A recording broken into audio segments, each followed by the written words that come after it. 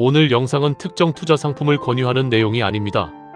각 자산이 역사적으로 어떤 특징을 가져왔는지 데이터를 통해 살펴보는 시간입니다.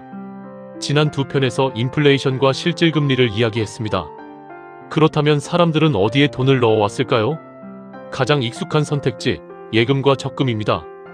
원금이 보장되고 예금자 보호법에 따라 1인당 5천만 원까지 국가가 보호합니다. 2026년 현재 시중 정기예금 금리는 약 2.7에서 3% 수준입니다. 앞서 계산했듯이 세후, 물가를 고려하면 실질 수익은 0.3% 안팎입니다. 돈을 잃지는 않지만 크게 불어나지도 않는 자산입니다. 다음은 주식입니다. 코스피, 즉 한국 증시를 기준으로 보겠습니다. JP모간 자산운용이 2023년에 발표한 데이터에 따르면 2012년부터 2022년까지 코스피의 10년 연평균 수익률은 약 1.9%였습니다. 당시 주요국 중 최하위 수준이었습니다.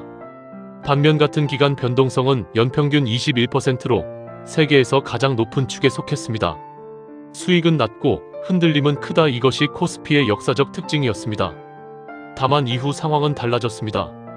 코스피는 2025년 처음으로 4천선을 돌파하며 장기 박스권을 탈출했습니다. 과거 데이터가 미래를 보장하지 않는다는 점 반드시 기억해 두시기 바랍니다. 같은 2012만 2022년 기간 미국 S&P 500 지수의 연평균 수익률은 약 12.6%였습니다.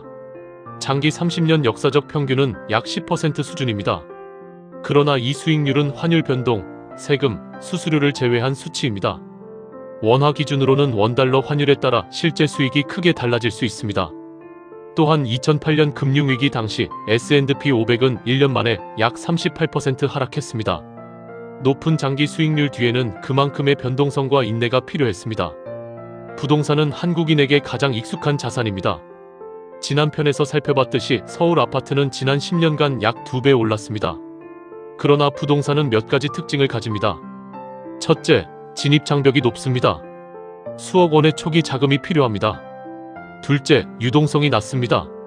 급하게 현금이 필요할 때 즉시 팔기 어렵습니다. 셋째, 취득세, 보유세, 양도소득세 등 세금 부담이 있습니다. 넷째, 지역과 시기에 따라 수익률 편차가 매우 큽니다. 서울, 강남과 지방 소도시의 부동산은 전혀 다른 자산처럼 움직여왔습니다. 마지막으로 금입니다. 금은 이자나 배당이 없습니다. 보유하는 것만으로는 아무것도 생기지 않습니다. 금의 가치는 수요와 공급, 그리고 달러 가치에 연동됩니다. 역사적으로 금은 인플레이션이 심하거나 경제 불안이 클 때 가치가 오르는 경향이 있었습니다. 2020년 코로나19 팬데믹 당시 국제 금 가격은 연간 약 25% 상승했습니다. 다만 장기적으로 보면 주식보다 수익률이 낮았고 단기 변동성도 상당합니다. 금은 수익보다 보험에 가까운 자산으로 분류되는 이유입니다. 지금까지 5가지 자산을 살펴봤습니다. 이 중 어떤 것이 정답일까요? 정답은 없습니다.